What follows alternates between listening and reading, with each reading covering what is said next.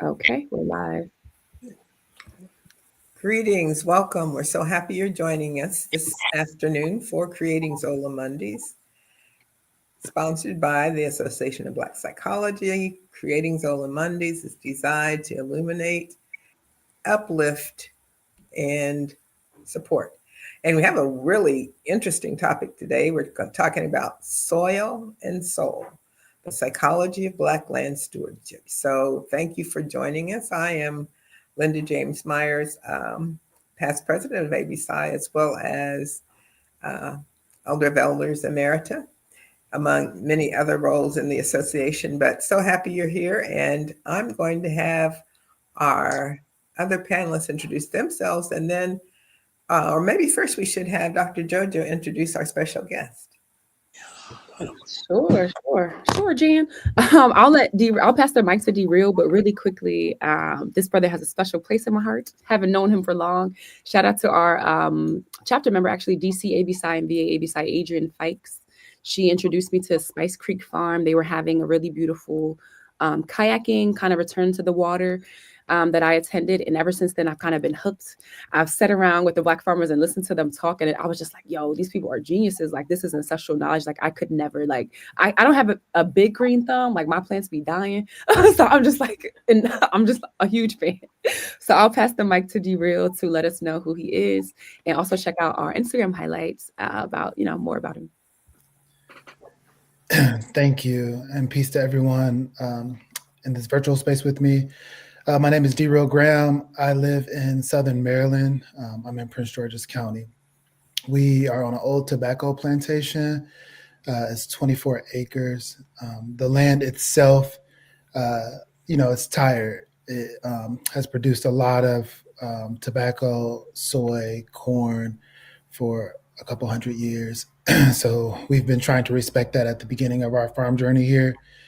I wanted to frame our conversation with that timeline. We've only been on the land since December of 2024. So it's a full year as of today. And the work here was springboarded because across the dirt road from where I'm sitting, we've been growing vegetables and feeding us 100 plus member CSA for several years. So it helped open our eyes to this landscape when this property went on the market. But as Dr. Jojo mentioned, we're trying to make this farm a space where we can grow food and people have access to fresh food, high value and nutritional value food.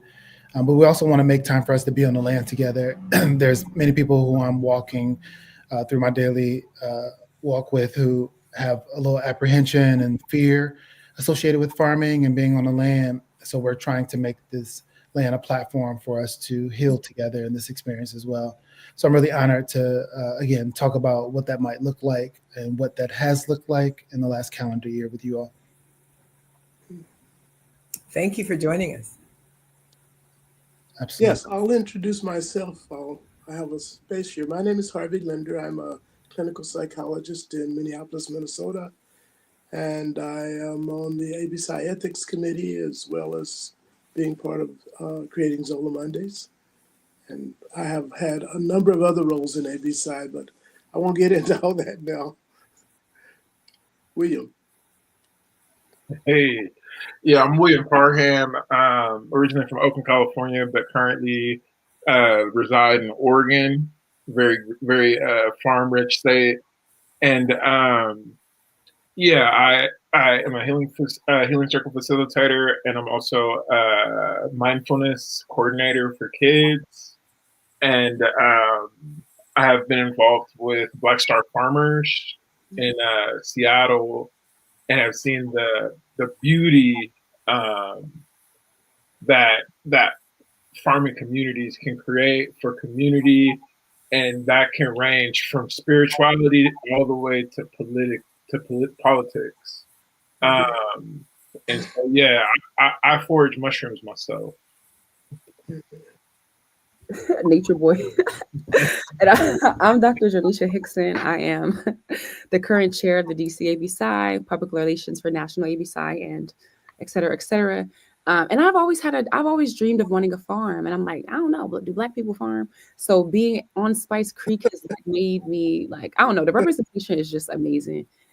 So yeah, I'm excited to get into the conversation. I don't know how we want to start it off. Maybe if you want to give us, I don't know, how should we start this, Nana Linda?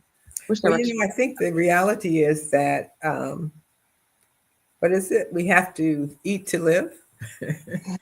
And we want to eat well to live well. And the more we can eat off the land that is good land, I love the fact you mentioned your soil was tired. um, Many people don't realize, like any other living thing, you have to be mindful of its health and treat it in such a way and respect that its health is honored.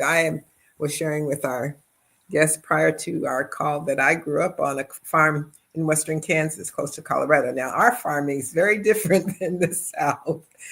So hundreds or thousands of acres is not unusual in that area, and we're farming with usually have some cattle and maybe horses, but definitely it's a machine-driven enterprise, which sadly enough has been taken away from the small farmer. And by small farmer in Western Kansas language is thousands of acres. The small farmer has been driven away by the big farming industry. They've taken over. Therefore, our food has lost much of its nutritional value because of the pesticides and all the things they put in the soil. So I'm still owner of some of that land, and I'm trying to make it able to produce organic food when we finish this process. So happy to have you here today to talk about the importance of soil and the soul, because they're one. We truly are one. So whatever you'd like to add to inform us and make us more conscious and appreciative of that relationship. And the more people can engage, we've all been socialized to buy into a negative, somewhat negative orientation to farming. Mhm. And it indeed is a lifeblood of any community. So the more we can dig in and the more we can appreciate and the more we can realize that there is a psychology of communion with the land and the earth and the cosmos. So I think all of that kind of congeals to make our conversation today very interesting.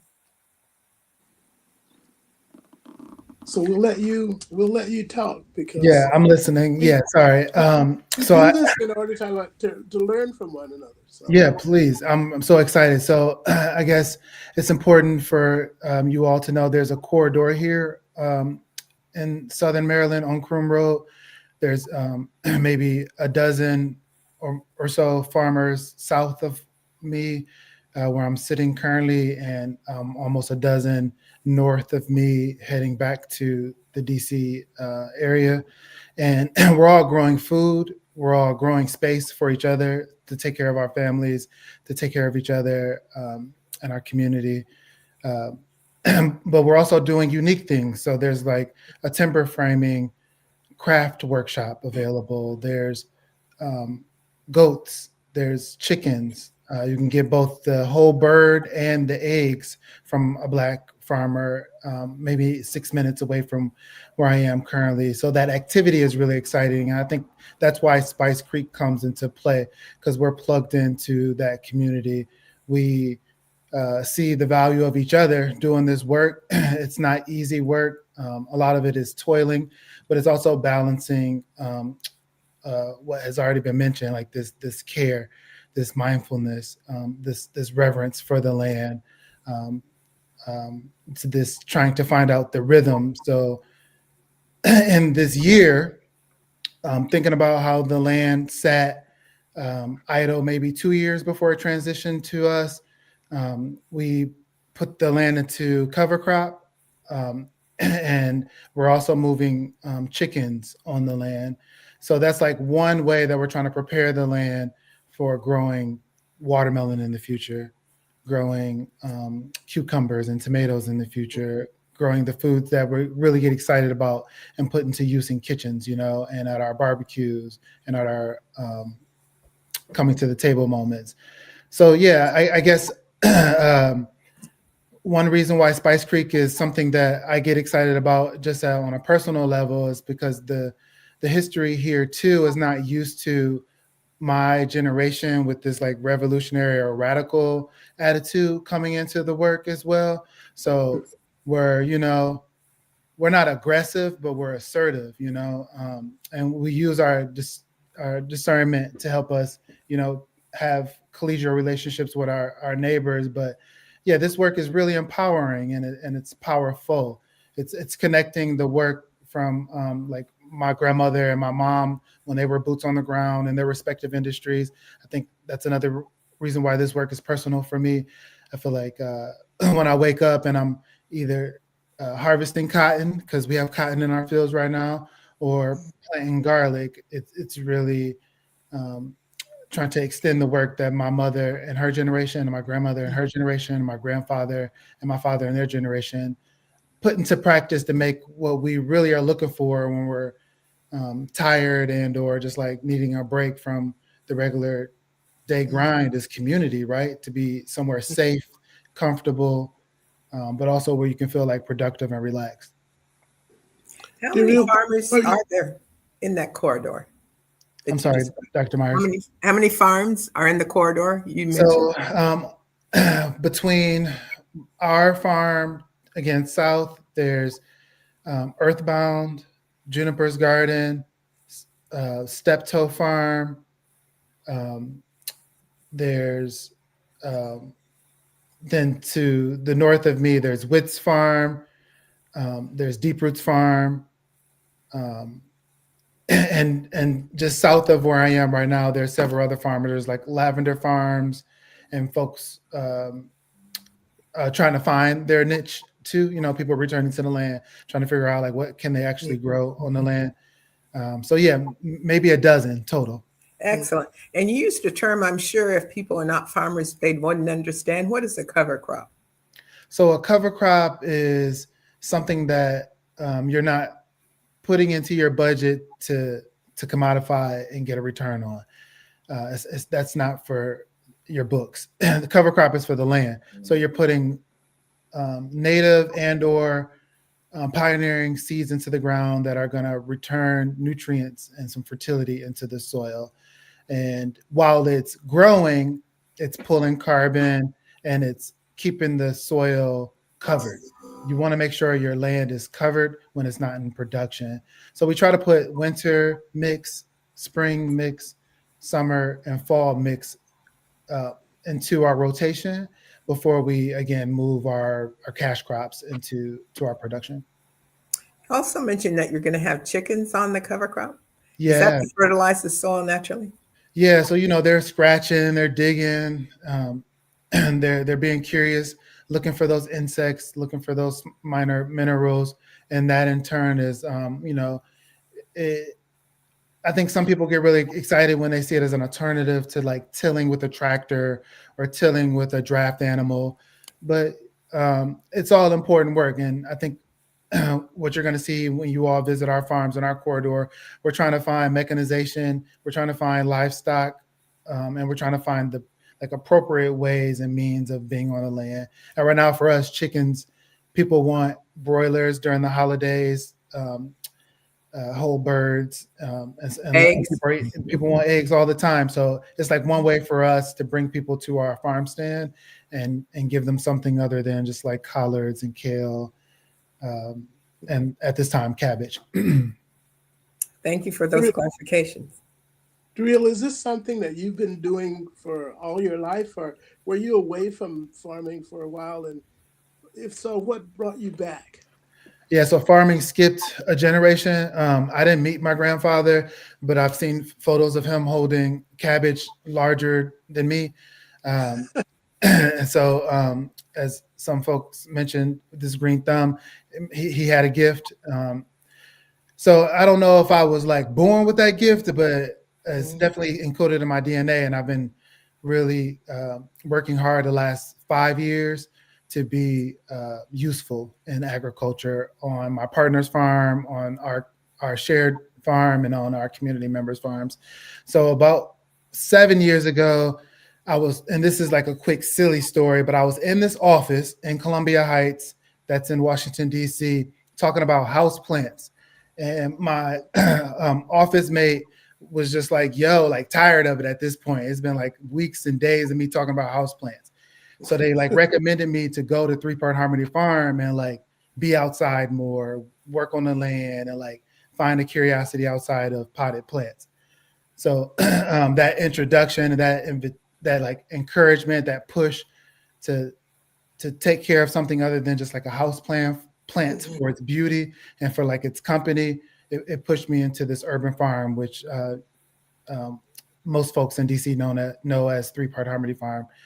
And in 2019, I was just there for a couple hours a day, just like weeding in between chard and pulling snap peas off the vine, and just doing, not being in the way, not messing anything up. Because you got to remember, this is a production farm. The owner is feeding 150 families every week, and they allow volunteers to be on the land to, for like, maybe just speaking from my personal experience, like actually ground ourselves and like see value in this like shared work. And then, yeah, I just like couldn't go back to work the same. Like I was distracted. I'm in the office. I'm supposed to be managing after school programs and helping young people reach their academic goals. But I'm just thinking about like growing food and like being on this urban farm and trying to figure out how to be a farmer. So I made a pivot in 2019. I left the nonprofit job and started trying to figure out how to be a farmer. So now, do you have young people come out to the farm and show them this life? We don't have an educational program that's intact yet, but we have informally. Yeah, when we host events, when the young people are on the land, I'll give them a tour of the property. I'll show them where we're growing food. Yeah, we'll have like a hands-on experience together. If a young person is on the land and is like just visiting with one of our family members or like with a large group, if they have like a curiosity, we're going to make sure they leave with a great experience. That's for sure.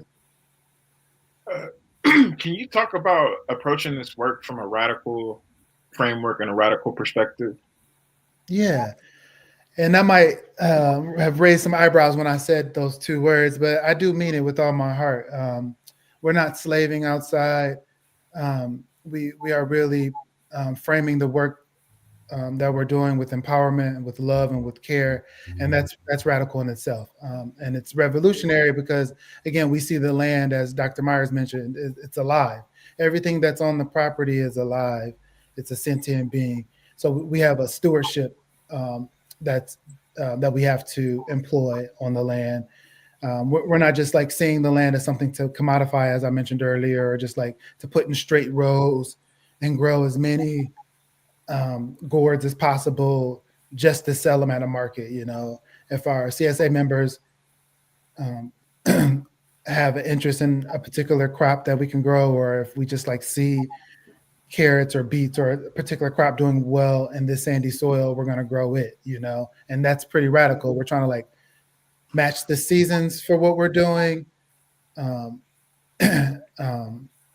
with this groundwork, and also taking a pause from just like the toiling and the grunt work and the physical work, like making sure we have time where we can make a fire and share the food with people that we love and people that we're in community with. And as was mentioned earlier in this chat, we got a grant that paid for almost 60 people and for some of these 60 people, it was their first time on the Patuxent River. And in our farm practice, the river is important, like everything we're doing on the land impacts the river. So that's why we use organic and regenerative practices. That's why we're not spraying pesticides and chemicals and synthetics on the land, because we know that's going to go into Spice Creek and then go into the Patuxent River. But we organized this River Day because a lot of people, and I'm speaking personally, like we have like these irrational fears about land, about water. So I'm like trying to tackle that and grow forward through that and I wrote a grant asking the funders to help me provide um, accessible kayaks to people to get on the water and to share a meal with us and to talk about that experience. And we are a production farm. So to know that my partner and I were able to put a pause on our schedule to be able to be on the water with our community was like very empowering, very special, and helped those young people that you were asking about earlier connect dots too, and helping our elders and making it a intergenerational experience of like we're all having like these aha moments together on the land and on the water. We're all having these moments of humility and yeah, just like this reverence. And sometimes where you're in built spaces or you're in offices and when you're just like in these like very paced environments, you lose sense of that. And I think that's one thing our farm wants to do for the mind, for the body, and for the soul, help a person slow down and just be themselves and just exist. Sure. I think that experience on the river was so profound for me. And I'm one of those people, right? I'm like, I'm black. I don't do the water. I love the water, right? But I don't want to be on it or in it because I might drown. Right. And that, Right. I like beg Ian, the owner of Aquatribe Water Sports. I said, please let me go on your kayak. I'm scared. I cannot be alone. But then I had like jumped into Adrian's kayak. So I had, some moral support there. But this conversation is making me think about a time where I had consumed the flesh of the gods and I've received some downloads. I'm like, why is Mother Nature so mad at us? Like, da da da da. Why is all this bullshit happening?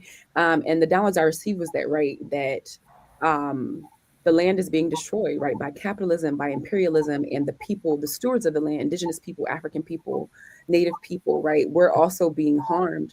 And we're being disrupted from we're interrupted from toiling the land in ways that we know are indigenous to us, which is to have that spiritual peace.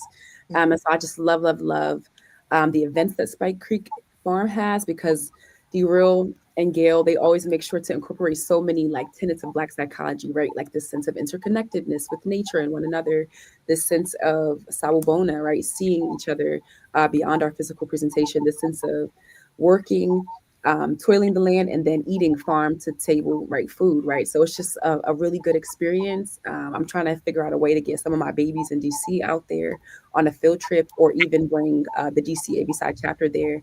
Actually, be real, I'm gonna be in your inbox because let Yeah. me not say it, because we don't people don't know where convention is going to be, but we'll talk offline. We'll talk offline.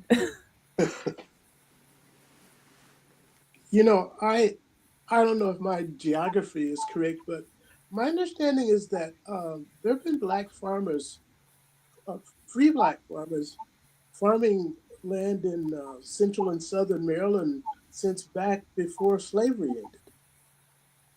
Oh, absolutely. So the history on M382 on Crum Road, that's what I'm looking at right now above my laptop. Yeah, it has never been a story of just the Black or the African body being enslaved and forced into agriculture.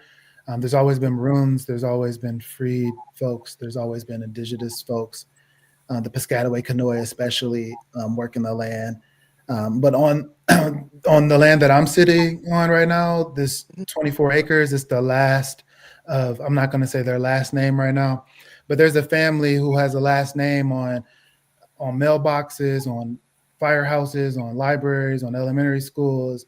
And this was like the last cog of the wheel of that enterprise when they were slanging tobacco. Sorry, I'm just going to be frank. And we're the first non that family to be here. So this property where I'm a steward, that we're the first to pivot for the land. But elsewhere, like our neighbor, and they've been here many decades, and they look like me and my partner. And we have a few other neighbors who don't farm, but they've been on the land for many generations. But scattered in between these large, like 100-acre and 1,000-acre estates, there's like a few Black and brown folks who are pivoting away from traditional and conventional farming into organic farming, farming the land. And that's been happening like back to back for like 3 to 4 years. This like corridor that I'm continue to refer to, since like before the pandemic and definitely after, a lot of folks decided that us doing this work together is better than doing the work in silos. So we saw a real possibility for us here because of the history too, um, to elevate the work that we're doing. How did you gain access to your properties? Um, Financial investment partnership. So we are basically paying a loan back. So you Kind of bought a them, in other community- words. You was robbed. it, was Is it that what a you're kind saying? of a community co-op? I'm sorry, I didn't hear Was it the. a kind of community co-op, So cooperative? our property is my partner and I. We're an LLC, just a 2-member partnership, and the work that we do on the corridor is a like loose relationship. We don't have a formal cooperative, but we have like we share resources. So like hand tools, long handle tools, motorized small motorized tools. Like we share resources. Um, we skill share all the time. And we're like friends. So I think that's another reason why it's not like formal. We have a name and bylaws. Like we hang out with each other on the land and off the land. Um, and yeah, we really care about each other. So like we want to see each other win. Do you see a future in a more formal partnership in that corridor, kind of like Tillamook out here, where that was all cooperative? That was all independent farmers that became a cooperative. Yeah. So I think there's a lot of things happening at once. So I'm glad y'all are helping me see that with these questions. So like even outside like Spice Creek, the corridor on Crum Road, yeah, there's like as we expand, there's even more. So the Mid Atlantic Black Farmers Caucus, um, they have a demographic of Black farmers in Southern Maryland, and again, and they kind of like help organize and keep us in governance in those like formal relationships. Um, but yeah, I think there's no wrong way to be on land right now as a Black farmer if you see it as more than just like a way to make profit. If you can see the farm as um, a vehicle to bring healthy food to the table for your family and for your community, for your neighborhood, you know, like just more than your table alone, I think that's radical. I think there's a lot of ways for us to like inter-network with each other to best um, uh, manage our resources and like move effectively season to season. But I don't think there should be like there's no single answer. I don't think a cooperative is better than a collective or better than an LLC or a partnership. I think what's best right now is that we have respect, love, like some sense of loyalty, like these behaviors and these um, examples that were role modeled by our parents and those that came before us. You know, I think that's what we're trying to put in action the most. Like we believe in the work that we're doing. It doesn't have to have like a special name or like any recognition online or in the papers, but like the work that we're doing is definitely having impact. Like you can see it. You can see it happening day to day. I think that's what I'm most proud of too, is that every season you can see the work that we're doing having real impact in real time. So you said you purchased your land. Did you have trouble identifying a plot or spot that you wanted and making that purchase? So our, not to make it like a Disney movie storyline, but ours was kind of cute. You know, like we were driving every day from DC, Dr. Myers. We were living in Woodridge by the Woodridge Library, driving from DC to this 2-acre lot that we already had a lease agreement on, just farming. In addition to farming on an old soccer field in DC. So we were farming on 4 acres, driving back and forth. And then this land where I'm now seated just went on the market and it sat for like 200 days. And then on like day 201, I called my partner like, yo, like, I know I don't have the funds and maybe we don't have had the funds either together, but like we have to figure out how to fund this investment. So we reached out to people who were in our farm community who needed like loans or financial opportunities to move on land, and we pursued all the ones we were eligible for. And so we had to basically just do our pitch. Our pitch was accepted. We signed the paperwork in July 2024. We moved in on December 1st, 2024, and then we've been just like moving forward ever since. So it sounds like the property had a house on it. Yep. So there's 2 homes and 7 barns. Wait, can I just? It's not lost on me that you just said your anniversary was December 1st, 2024. Yes. Today's Yes. December 1st. It's your 1-year anniversary. Yes. That's crazy. And you're spending time with us. Congratulations. And helping me put things in perspective, and I appreciated doing it with Yeah, you. y'all. Yeah, And yeah. what? It's I been did a not know really you guys. fast year. Yes, you guys were only operable for a year. That's In this capacity, we've been farming across the dirt road on this 2-acre plot since yeah, tree 2022. farming. So we've been going back and forth, ping ponging in between these properties for a while. But we've been resident and farming on this property for a full year now. Yes. Historically, Black farmers nationally have been under the foot of how can I say? I can't think of a nice word. The systemic racism that pervades this country. Are you all involved with the National Black Farmers Association? Yes. Yep. We pay our dues. Yeah, and we see it. It's a reality. Not all of our neighbors are happy that we're here. I just try not to instigate it or accelerate it. But we think about safety and security all the time, and we do our best to make sure that we can move with autonomy and agency on the land. And yeah, we have like aspirations to just like have like bow practice, do archery, doing some hunting, doing some, expanding our workshops to get us in community, learning these, not, they call it like survival skills, but like just learning how to be on the land and being in season. Excellent. Is there a spiritual or liberation component to reclaiming the land, especially in a farm where it was mass production of tobacco? Yeah, I mean, I'm going to speak for myself. Yes, absolutely. And in partnership, I see that light in my community as well. Yes. We do carry a daily reverence in the work that we're doing. We don't want to put the 24 acres of land into vegetable production. That's not the goal. We're not going to have livestock running on 24 acres. We're going to put some land in conservation. We're going to try to do some creek remediation work. That's some so there was illegal dumping happening into the creek, and in the last like 3 decades, the creek itself, due to erosion and the colonizers, harvesting all of those the old growth, destabilize our creeks and our riverbanks. So our creek has grown a lot in my lifetime. So there's like car parts in there, bikes, workout machines, stuff that were illegally dumped on and off over the decades. So we got to get that stuff out of there. We want to plant spice bushes. Our farm is called Spice Bush or Spice Creek because the spice bush lined the Spice Creek.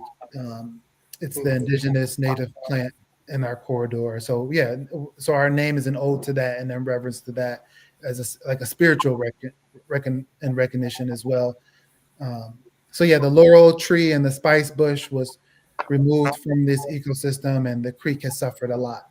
So yeah, some of the spiritual work is us trying to repair that work, and then we're also trying to connect our work from the creek to the river, which is the Patuxent River, and we know the Patuxent River was a highway of bodies, of materials, of resources, and so we're not moving with like a savior complex. We're not superheroes, but we are trying to do our part to be great storytellers, to have truth and reconciliation in our storytelling, and and help the land be a platform for that on a daily basis. What spices are part of your spice farm? So we grew all your hot peppers that you can probably think of this year. Um, but garlic, that's our signature crop. Not everyone consider garlic a spice, but garlic, we have almost 20 beds of garlic planted right now. Um, I was garlic. going to say, actually, derail at the last event you all had, the where we were supposed to be, I think we were supposed to be planting the garlic, but we couldn't because it was rainy. We had talked about some of the other Black farmers and those of us who are farmer adjacent. Now I'm just playing. We talked about doing a collaborative land blessing, right, on that land, of course, with consent from Derail and his partner. So we are thinking about, well, I'm speaking like I own the farm. We have been having conversations about blessing the land, and hopefully that could come to fruition. Also, I wanted to direct. We do have a question for you all, but from Mr. Al Kibulan, which I think right, Land of the Blacks. I think that's what that means. Are you doing any workshops with organizations to bring awareness within the farm community, like Nobidan, National Organization of Black Dietitians and Nutritionists, or plans in the future? That's a great question. Um, we definitely have plans to. We have one farm or barn venue where we can host workshops with like 20 people. So we do want to come around that table and be in that space talking about food and its impact on our gut and our gut health. Just to keep it simple.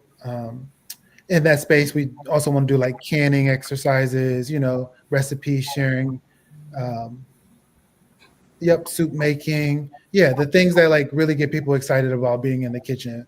We want to do that on our property. Um, and I see someone mentioned or there's a shout out to the supper club. And yeah, so like one bigger idea that I have is on at least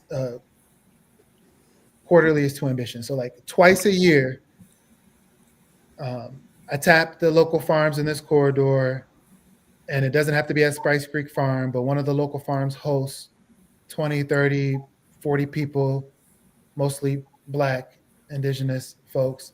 We come around the food or come around the table and we talk about similar to what happened at the August Supper Club. We talk about what matters to us. So we don't have to talk about our credentials. We don't have to talk about our accolades and our accomplishments. We don't have to talk about our woe stories and our grief either. But we can talk about like what matters to us. And oftentimes we'll find when we do that, we have commonalities with each other, and that helps to really formalize and solidify important relationships. So I think that's what I want to do more than just like specific workshops. I want to make sure this land allows for people to come in contact with each other, to see each other wholly, to like have great experiences together, to figure out how to carry on with that, have experiences elsewhere together.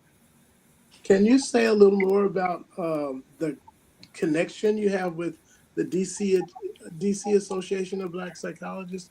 How you and JoJo came together, and there's a question about are you involved with other national organizations like the Black Dietitians or the Nutritionists, or do you have any plans to do that in the future? So we don't have a formal relationship with the latter, but we're open. Um, so like most of our formal partnerships are across the agriculture scene, like the farm scene. So on a local, state, and national scene, we're tapped in with all the Black farmers. That's very true. And my partner and I, just like in our household, we do see the work that we're doing growing food as like a quick way and an important way to help people return to like homeostasis. A lot of people are not even like thinking about that. So yeah, we're trying to figure it out. We're trying to figure it out. We don't have like, we just survived a roller coaster of a 12-month year on this land. And I feel grateful that the sun is out and like still shining and we see that light. But yeah, we are not a closed conduit. We want to be hosts on the land and land stewards. You've heard me say that a few times, and we have the space on this land to utilize our farm structures and our barns. I think to be a great partner across across the ag space and the space that you're in. So I would love to explore that, to be honest, and to see what that would look like in the future. Even if you're just like in the area and you want to do a farm tour, you can just text me. You can pull up on me. Um, Dr. Joe Nisha will tell you. You can pull up on me. I will like stop what I'm doing, and we can like talk about what's happening on this land. So, and then I Okay. want to add really quickly, dang, Dr. Linder, you put him on the spot. But look, there's no formal partnership yet. Y'all know I'm a clinger on though. I'm trying to work on it. So hopefully we'll be doing a lot more with Spice Creek Farm and Three Part Harmony, right? Let's pray to the ancestors that we can continue just building in community and relationship and uplifting the work that you and your partner are doing, as well as those in the corridor. But the relationship basically was started through Adrian. She came to a chapter meeting one day and she was like, "Listen, these Black farmers are about that life. Like they are doing amazing work." And I'm like, "Black farmers?" And then, and then I saw Real is real nasty with the marketing and the media. Y'all know I'm public relations, so I saw like the media on Spice Creek Farm, and the event that you all did with Aqua Water Tribe, or Aqua Tribe, excuse me, the water sports, and I was just hooked. I was like, I gotta go see what these people are about, and I literally fell in love. So again, y'all, I'm clingy. I got attachment issues, so now y'all can't get rid of me at Spice Creek Farm, and hopefully we'll continue to breathe life into what that might look like, right? This collaboration between psychologists and mental health workers and land stewards, which are essentially right scientists of different disciplines. Yeah. So fingers crossed. And I also want to shout out Adrian Fikes. Fike, they've trusted us to grow their food for a long time. And I think that's what happens, Dr. Linder. Like oftentimes the people that we come into contact with, because we are like boots on the ground, head down farmers. Dr. Jonisha know that. Yes, we do have a social media and a website and all that stuff, but like we spend like 90% of our work day and work year farming. But Adrian has mentioned uh, mentioned some way of bringing our farm work and the work that y'all are doing to heal communities together. That has come up many times at our farm stand. And often I'm just like, yeah, we're gonna figure it out. We're gonna figure it out, But I think now it's just like, yes, let's figure it out. Like how can our farm, and not just the farms in Maryland, the farms that we know from upstate New York down to Louisiana, like how can these farms pitch in to support the work that you all are doing healing communities, and vice versa. Mhm. So yeah, I think that's how I came to an understanding of like the contemporary work that you all are doing. But historically, I love quotes. I'm a person that love quotes. So I was like reading quotes and blah blah blah blah blah blah.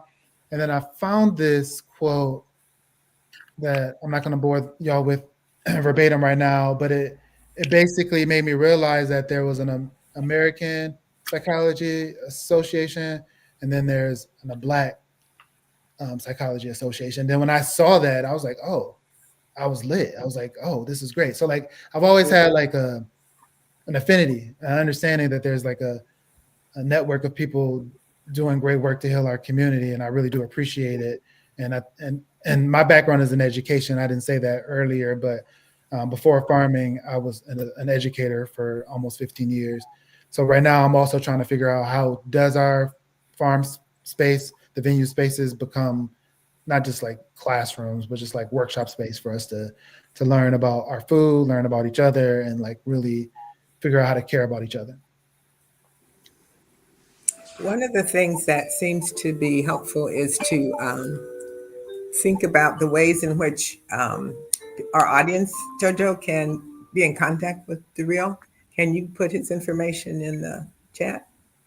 Yes, so we have a lovely little Instagram post with his information, but I will reiterate in the chat and broadcast it, his email, their Instagram, and the website. So one moment. Excellent.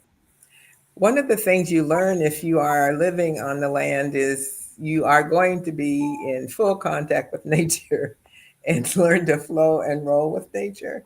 Because if your livelihood is dependent upon nature and how she performs, Mhm. then you develop an intimate relationship and appreciation and realization that it's not always going to go exactly like you would prefer, Right. but it's going to go and it'll be fine.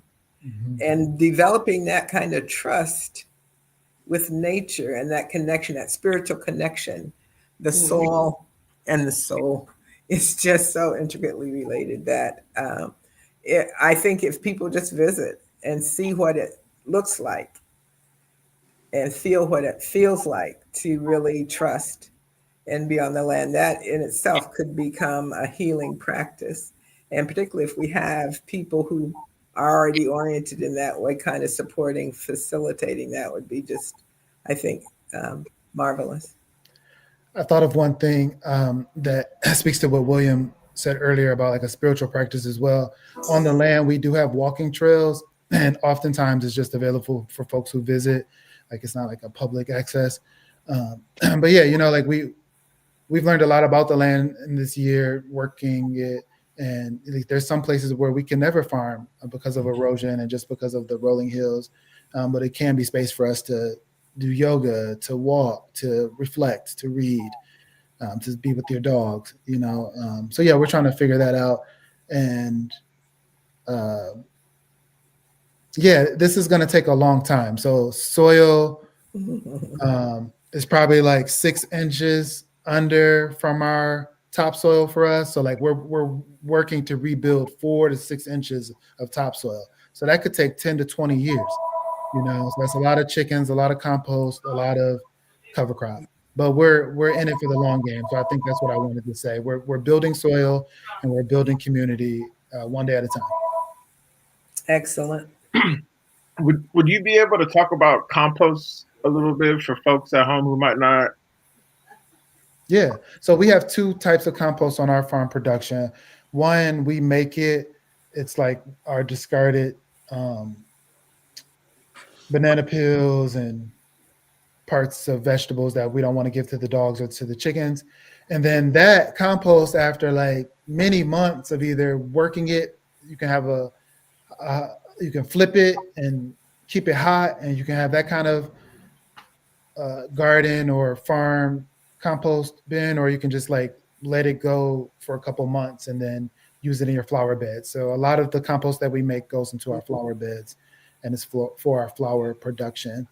And we usually get truckloads of compost in from College Park, and it's either in the back of my truck or we literally have like a 50-footer come, and then we spread it like maybe 2 inches thick across the land before working it in. So yeah, compost is one way to, it kind of like accelerates the topsoil that's been depleted or overworked or that's tired, to trying to like condition it to be somewhat effective at growing. But it's not the answer. It really takes like 10, 20 years of just like being on the land, living with the land, learning from the land, and letting it teach you. It's natural fertilizer, compost is. Oh yeah, that's all we use. Yeah, it's either gonna have, it could have maybe poultry pellets in it, but most of it is like from the College Park location. They use a leaf compost, so it's mostly leaves. We do have a comment in the chat, Derail. I don't know if you are wanting to address it or if, maybe we follow up with this person after, but let me see. Sherry Miles says, I am an ABSI member. Shout out to you. And an urban farmer in DC, Maryland. My practice sits at the intersection of wellness and sustainable agriculture. I'd love to be involved in efforts to do good work with 3 Part Harmony Farm, Spice Creek, and others. Oh, great. Yeah, I mean, send us a message um, through social media or email. That'd be great. Let's work together. Okay. Adrian says, ask Derail about bugs and connecting to the work happening in Detroit and other areas of the U.S. Word. So yeah, that's what's hard about being a farmer and an introvert. So like, I don't talk about the work that I'm doing often, but good point. So there's Black Urban Growers Convention. It was in Detroit. My father's from Detroit. I was raised in Michigan, so it was a great opportunity for me to go home and see my mom and my grandmother.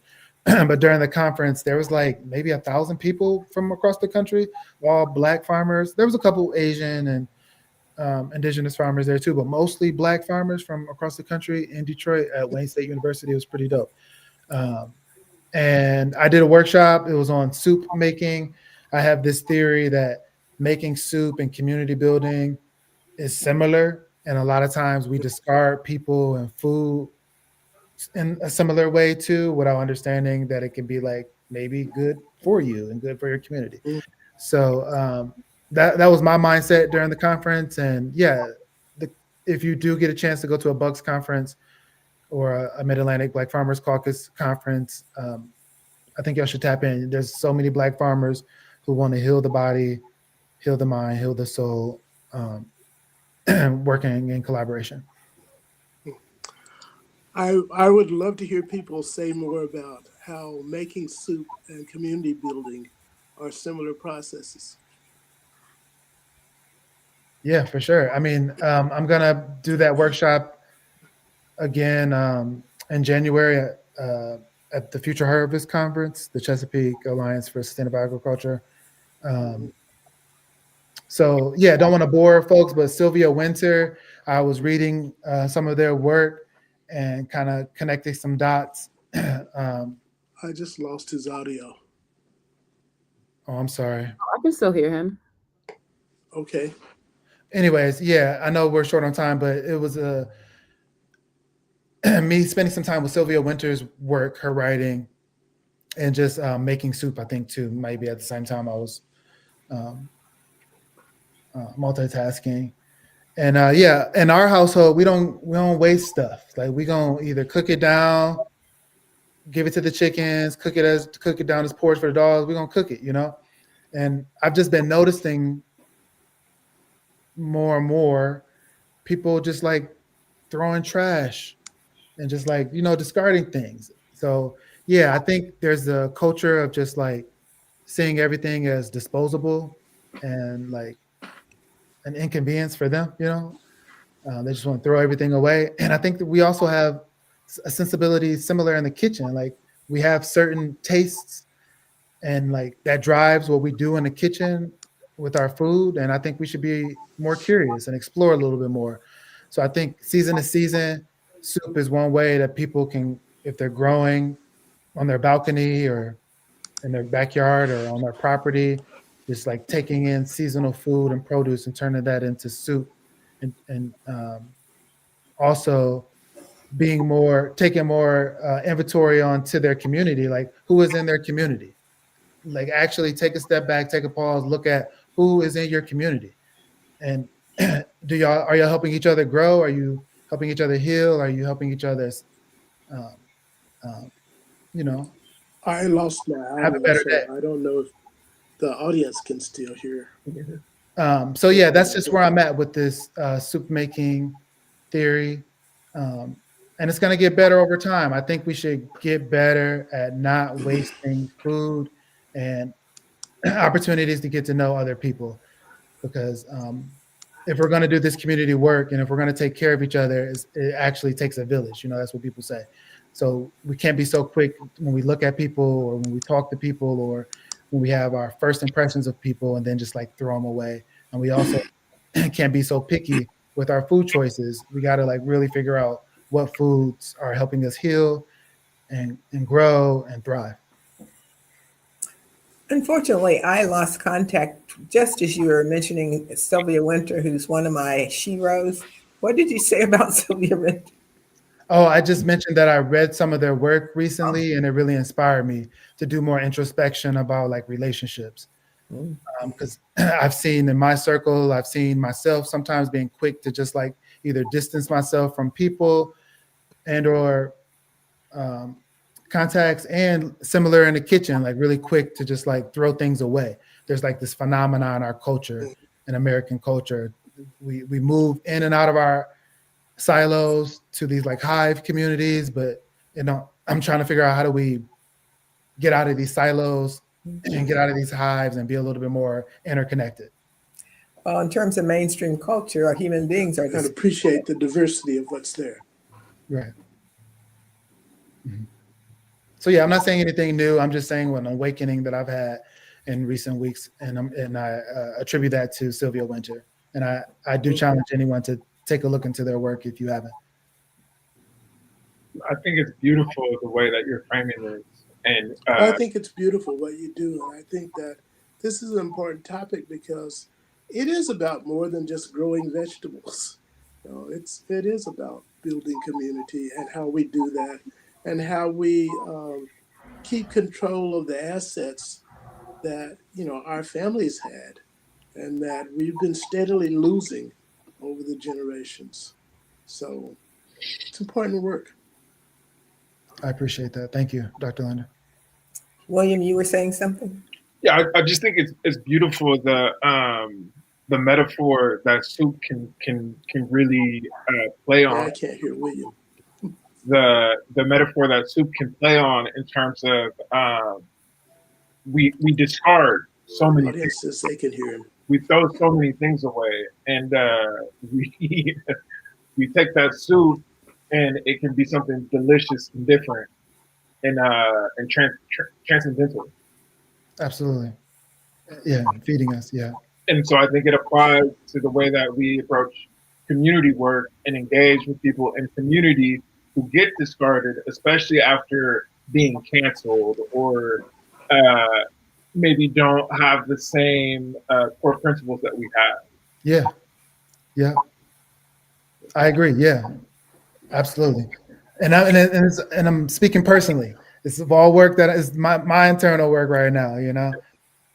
I hope it's a community ethos, but yeah, it's the work that I'm doing. I want to discard less and be more open to, uh, yeah, meeting people and being seen by people. And I think that's important. And I hope to demonstrate that we can all add to each other's lives. Oh, Well, I sure. love what you just said in terms of starting with yourself Mhm. and doing your own internal work. And I think as people do that, automatically you'll get in touch with that spirit that connects us all. And it supports you and gives you the courage and energy to reach out and bring it together. So that's a beautiful thing. It made me think about, sorry, William, it made me think about this quote that stuck with me that I saw in undergrad. And it was like, I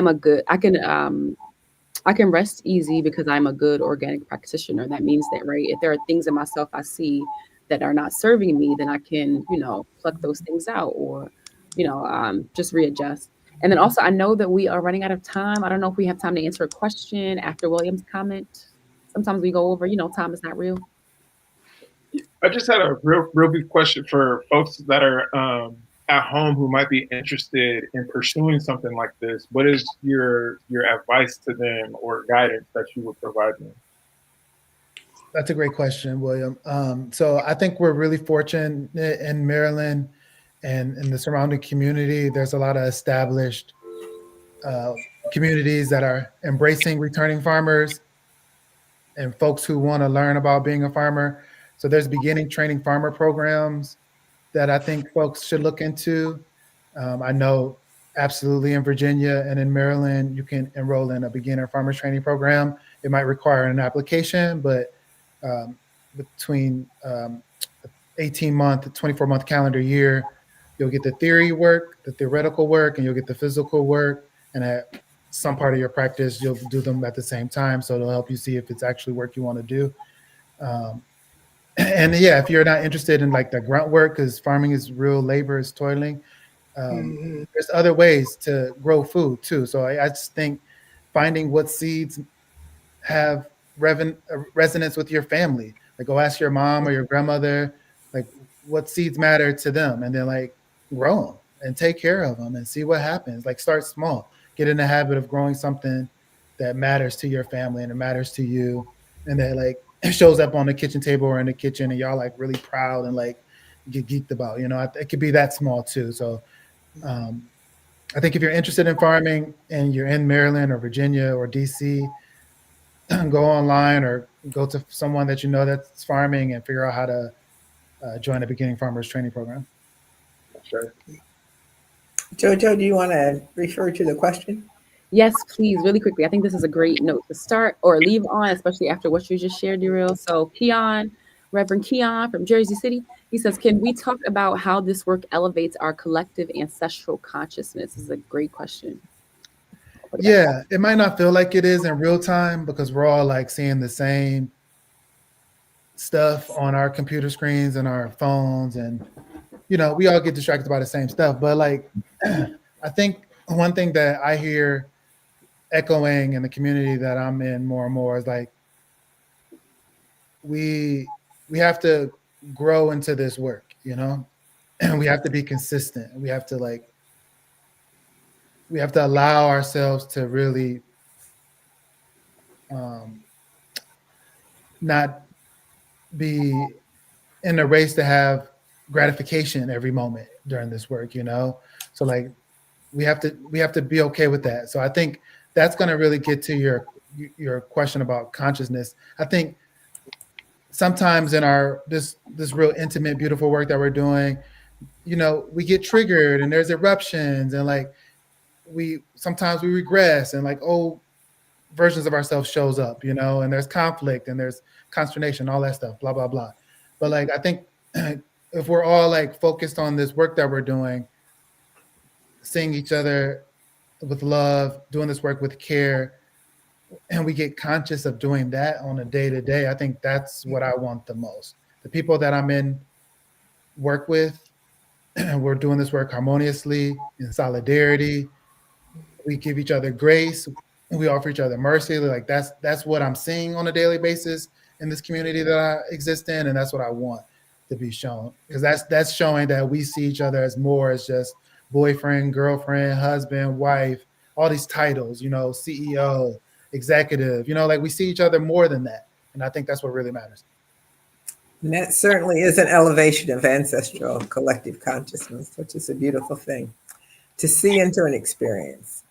I think we're out of time, but we just have to thank you for being our guest today and bringing this conversation forward. Thanks to our audience for listening and having such interest. So until the next time, peace Thank you and so much. continued blessings. All right. Thanks, Darrell. Thank you. Take care. Ashe.